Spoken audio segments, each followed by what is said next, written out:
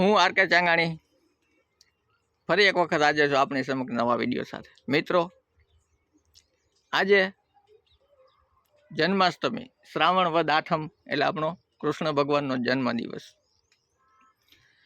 વસુદેવ વસુતન દેવમ કંસ ચાણૂર મર્દનમ દેવકી પરમાનંદમ કૃષ્ણમ વંદે જગદગુરુ।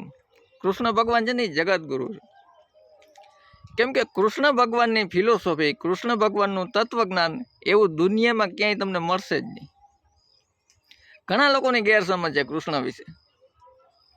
એ કે કૃષ્ણ ભગવાન છે ને એ જેવા સાથે તેવા હતા, એવું નહોતું। આ હકીકતમાં છે ને આ ઓછી બુદ્ધિની નિશાની છે કે કૃષ્ણ ભગવાનની નીતિ શું છે કે ટ્રીટ ફોર ટ્રેટ, જેવા સાથે તેવા ના।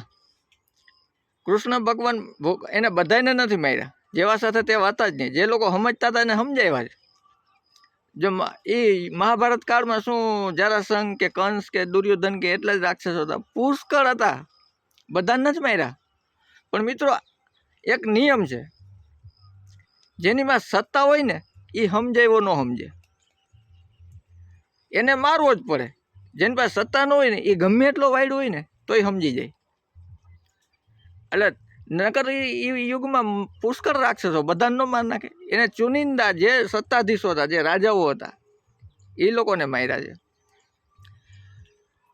કૃષ્ણ ભગવાનને માટે ઘણા લોકો ગમે તેવું બોલતા હોય કે અમુક વક્તાઓ થોડીક દક્ષિણા વધુ મળે એટલે મન પડે એવું બોલતા હોય। મિત્રો, વક્તા કેને કહેવાય ખબર છે? સત્ય બોલે ને પછી લોકો સાંભળે કે ન સાંભળે નહીં જોવાનું। બેસ્ટ વક્તા હોય ને તો કૃષ્ણ ભગવાન છે। જોઈતા શબ્દો જ બોલે, જાજા શબ્દો બોલે નહીં। જો તમે કૃષ્ણ ભગવાન આવ્યા, શાંતિદૂત બની આવ્યા, ધૃતરાષ્ટ્રને એટલું સમજાવ્યું હોય જેટલું સમજાવવું પડે એટલું, જાજુ નહીં। તે પછી એનો એક ગ્રંથ ગીતા લઈ લ્યો। આ દુનિયાની અંદર તત્વજ્ઞાનમાં ગીતા જેવો ગ્રંથ કોઈ થયો જ નથી અને થશે પણ નહીં। બીજી વિશેષતા શું છે ગીતાની ખબર તમને? કે ભગવાનના મુખારવિંદમાંથી સ્વયં નીકળેલા છે। એ ભગવાનના એઠારા શબ્દો છે, એટલે એની અંદર વધુ માધુર્ય છે। જે લોકોને ગીતાનો અભ્યાસ હોય છે એ લોકોને ખબર છે। અને મહાન મહાન સંતો કે જેનું જીવન ગીતાનું એક ભાષ્ય છે, જેનું જીવન એ ગીતા કહ્યું ને તો કહી શકાય, છતાં પણ એ લોકો પણ એમ કહે કે અમે ગીતાને 1% પણ સમજી શક્યા નથી। આટલું મહાન ઊંડું મોટું તત્વજ્ઞાન છે ગીતાનું। આખું અનુષ્ટુપ છંદમાં છે। જો વ્યાકરણનો કોઈ રસ્યો હોય ને તો એને એનું વ્યાકરણ ગમે। અનુષ્ટુપ છંદમાં શું હોય? 4 ચરણ હોય એક શ્લોકના, અને એક ચરણમાં 8 જ અક્ષર હોય। આવું છે। અને એક બીજું મહત્વ એ ગીતાનું છે કે તમે એની અંદરથી એક પણ શબ્દ છે ને આડાવડો ન કરી શકો। હજી આજે 5000 વર્ષ થયા, કોઈની તાકાત નથી એમાંથી એક શબ્દ પણ શબ્દ તો ન્યાર્યો, તમે નામ પણ ન ફેરવી શકો। અર્જુનનું નામ જ્યાં ધનંજય હોય ને ત્યાં ધનંજય જ વાપરી શકાય, કપિધ્વજ હોય ને ત્યાં કપિધ્વજ જ વાપરી શકાય। એ બે શબ્દો નામને પણ આડાવડા કરો ને તો પણ અર્થ બદલાઈ જાય। તમામ ક્ષેત્રમાં કૃષ્ણ ભગવાનને કોઈ પણ ક્ષેત્રમાં લઈ લ્યો, માસ્ટર ઓફ ફિલ્ડ કહેવાય જેને। બાકી કોઈ પણ ક્ષેત્રમાં, અને કૃષ્ણ ભગવાને કોઈ દી રાજ્ય કર્યું જ નથી, એ કિંગ મેકર હતા।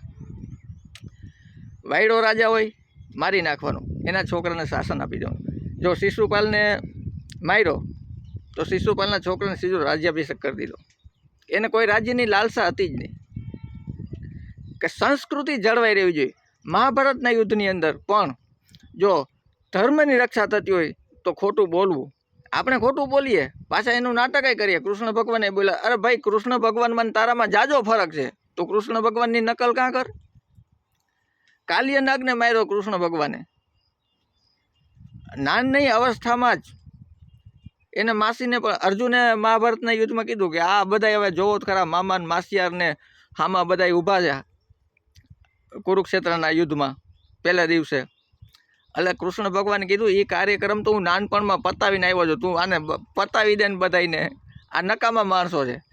કેમ કે જો દ્રૌપદીનું રક્ષણ ન કરી શકતી હોય તો આ તમામ શક્તિઓ નકામી છે, આનો નાશ જ થવો જોઈએ। અને એ શક્તિઓ જાહે તે પછી ખુરશી ઉપર બીજી શક્તિ બેસી શકશે। એટલે રાજા કોઈ દી કૃષ્ણ ભગવાન બન્યા જ નથી। એને જ્યાં જ્યાં અર્જુનને પણ કીધું હું તને સલાહ આપીશ, તારા ભેગો ઊભી રહીશ, પણ કામ તો તારે જ કરવાનું છે. આજે ઘણા લોકો શું કહેતું, ભાગ્યમાં હોય ને એમ થાય, ભાગ્યમાં હોય એમ ન થાય. જો તમે આટલું બધું ભાગ્યને જ મહત્ત્વ આપો તો કર્મનું મહત્ત્વ શું છે ભાઈ? કર્મ તો કરવું જ પડે. અર્જુનને કૃષ્ણ ભગવાન કીધું કર્મ તો તારે જ કરવાનું છે. મિત્રો, તો આ કૃષ્ણ ભગવાનનું ચરિત્ર આપણે 7-8 મિનિટમાં શું બોલી શકીએ? જન્મારા ટૂંકા પડે એવું એનું ચરિત્ર, એવું ભાગવત ગ્રંથમાં, એવું ગીતાનું એનું તત્વજ્ઞાન. તો આવી જન્માષ્ટમીની બધા લોકોને, બધા દેશવાસીઓને ખૂબ ખૂબ શુભકામના. આજે આપણે પૂરું કરી, ફરી મળીશું નવા વિડીયો સાથે. ધન્યવાદ. જય જય ગરવી ગુજરાત.